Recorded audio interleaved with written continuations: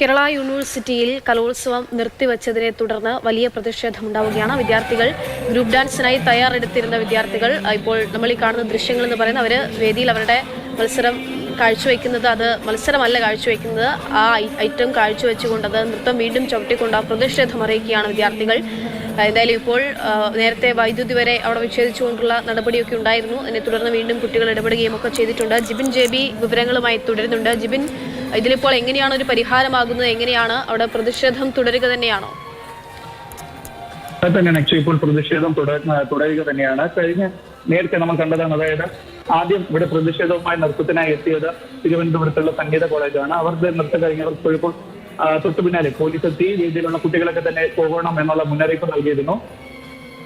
പക്ഷേ അതൊന്നും വകവയ്ക്കാതെ ഇപ്പോൾ അടുത്ത ആലപ്പുഴ SD കോളേജിലെ വിദ്യാർത്ഥികളും സംഘനൃത്തവുമായി മുന്നോട്ട് പോവുകയാണ്. അവരുടെ നൃത്തമാണ് ഇപ്പോൾ ഐഫൻസ് പോലുള്ള സ്റ്റേജിൽ അരങ്ങേറിക്കൊണ്ടിരിക്കുന്നത്. അതായത് കൃത്യമായി എടുത്തു പറയാൻ നമുക്ക് കഴിയുന്നത് ഇവിടെ സംഘാടക പിഴവ് തന്നെയാണ് നമുക്ക് ഇപ്പോൾ എടുത്തു പറയാൻ കഴിയുന്നത്. കാര്യം VC-യുടെ, അതായത് ഈ കലോത്സവം നിർത്തിവെക്കുന്നതിന് വേണ്ടിയിട്ടുള്ള VC-യുടെ നിർദ്ദേശമുണ്ട്.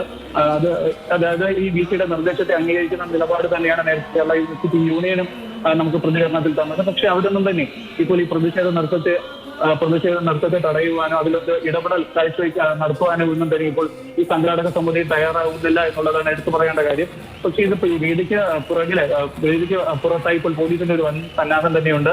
VC-യുടെ ഉത്തരവ് മറികടന്നുകൊണ്ട് വിദ്യാർത്ഥികൾ ഇനി മുന്നോട്ട് പോവുകയാണെന്നുണ്ടെങ്കിൽ പോലീസിന്റെ ഇടപെടലും ഉണ്ടാകാൻ സാധ്യതയുണ്ട് എന്നാണ് നമുക്ക് അറിയാൻ കഴിയുന്നത്. കാര്യം പോലീസ് പല തവണ ഈ കുട്ടികളോടൊക്കെ തന്നെ സ്റ്റേജും അതുപോലെ തന്നെ ഈ കാണാനായി എത്തിയിരിക്കുന്ന വിദ്യാർത്ഥികളോടൊക്കെ തന്നെ അവിടെ നിന്ന് പുറത്തേക്ക് പോകുവാൻ പലതവണ ഇപ്പോൾ തന്നെ ആവശ്യപ്പെട്ടിട്ടുണ്ട്.